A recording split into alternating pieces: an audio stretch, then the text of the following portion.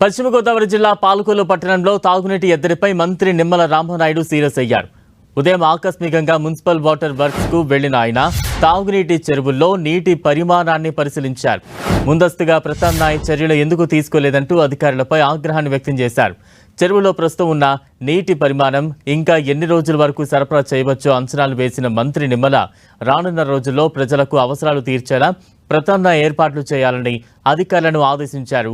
యుద్ధ ప్రాతిపదికన బోరుబావి త్రవ్వకాలు చేయిస్తున్న మంత్రి నిమ్మల మంచినీటి చెరువు వద్దే గడుపుతూ మున్సిపల్ అధికారులు కింది స్థాయి వాటర్ వర్క్స్ ఉద్యోగులకు ఎప్పటికప్పుడు ఆదేశాలు జారీ చేస్తున్నారు.